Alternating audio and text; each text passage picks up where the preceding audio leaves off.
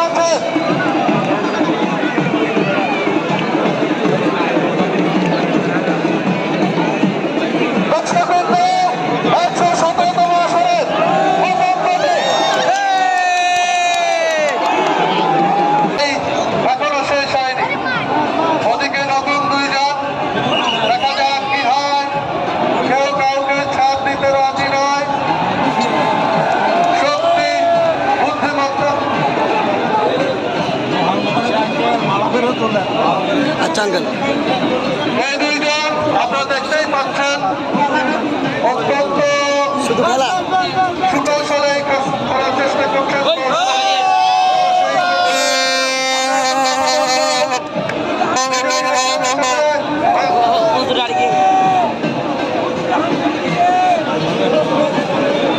রাজু ইসলাম আর এখানে আরেকজন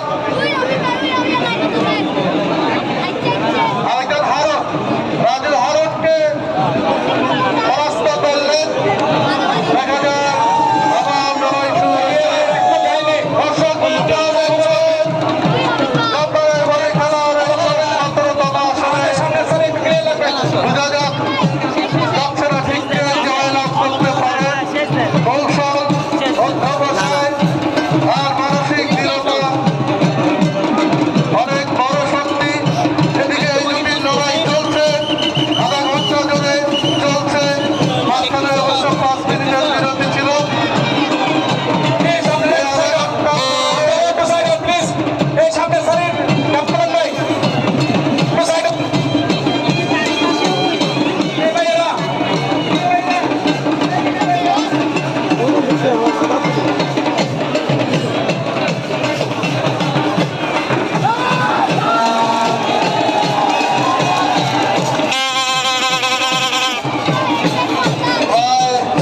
আধা ঘন্টা ধরে যে লড়াই, একটু আগে সেই লড়াই শেষ হলো।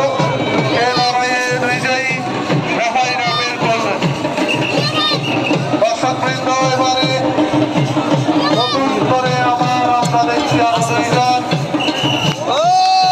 নতুন বিজয়ীকেও পেলাম।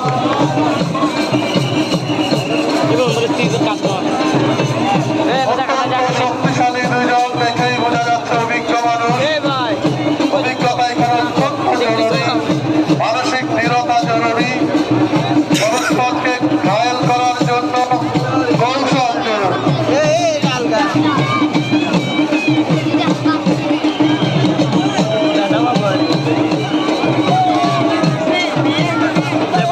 পেয়ে গেলাম রিপোর্ট বিরোধী বাজার থেকে রিপোর্ট মনে দেখাচ্ছেন চুকে গানে আরো একজনকে দেখলাম আমরা। এক গুরুত্বপূর্ণ অনুসন্ধান। আমরা খুব সংক্ষেপে একজন তরুণ প্রজন্মের প্রতিনিধির হিসাবে একটু কথা বলবো। একটু সংক্ষেপে বলবেন যে এই দলি খেলা কিভাবে আপনাকে আলোচিত করে।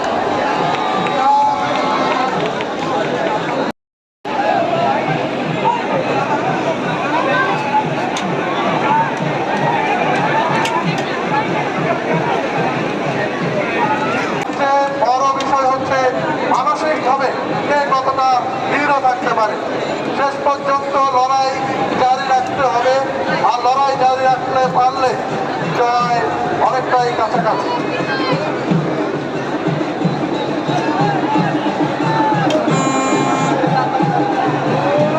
সুপ্রিয় দর্শকবৃন্দ, আগামী জব্বারের বলি খেলায় 117তম পর্বে আপনারা দেখছেন দুটি জুটির লড়াই। ইতিমধ্যে আমরা বেশ কয়েকটি জুটির বিজয়ী পেয়ে গেছি, আরো অনেকে অপেক্ষা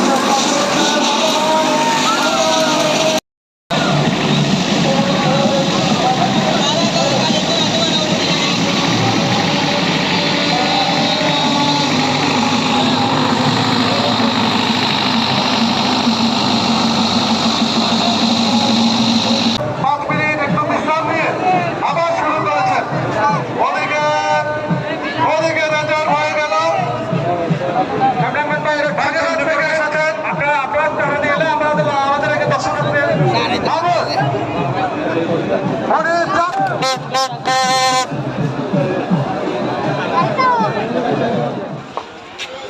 বলি খেলার প্রবর্তক আব্দুল জব্বারের নাম অনুসারে চত্বরটির নাম হয়েছে জব্বার চত্বর।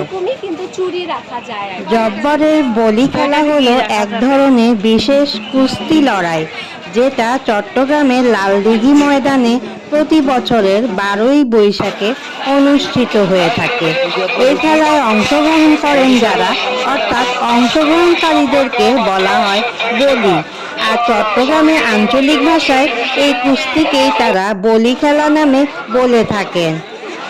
1909 সালে চট্টগ্রামের বদরপতি এলাকা ধনাঢ্য ব্যবসায়ী আব্দুল জব্বার সওদাগর এই প্রতিযোগিতার সূচনা করেছিলেন। তার মৃত্যুর পর এই প্রতিযোগিতা জব্বারের বলি খেলা নামে পরিচিতি লাভ করে।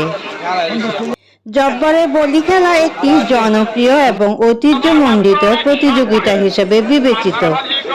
এই বলি খেলাকে কেন্দ্র করে লালদিঘি ময়দানে আশেপাশে প্রায় 3 কিলোমিটার জুড়ে বৈশাখী মেলার আয়োজন হয়। এইটি বৃহত্তর চট্টগ্রাম এলাকার সবচেয়ে বৃহৎ বৈশাখী মেলা। চট্টগ্রাম শহরের লালদিঘিতে বলি খেলার মেলায় আগত মাটির তৈরি এসব জিনিসের কদর সবচেয়ে বেশি। এছাড়া ঘরের নানান প্রয়োজনীয় জিনিস তো আছে। লালদিঘি সহ প্রায় কয়েক কিলোমিটার এলাকা জুড়ে এগুলো ছড়িয়ে আছে। প্রায় সব কিছুই আছে, কাঠের জিনিস, দাও, তারপর ছুরি, কাঁচি, তারপরে বেতের জিনিস, মাটির জিনিস, মানে কি নাই এই মেলায়। তৈজসপত্র সব কিছু, ঘর সাজানোর জিনিসপত্র সব কিছুই আছে। চট্টগ্রামের সবচেয়ে বড় বেশি কি আছে জানেন? চট্টগ্রামের জব্বারের বলি খেলার বৈশাখী মেলার সবচেয়ে বড় হট সেল আইটেম হচ্ছে ফুল ঝাড়ু ও শলার ঝাড়ু।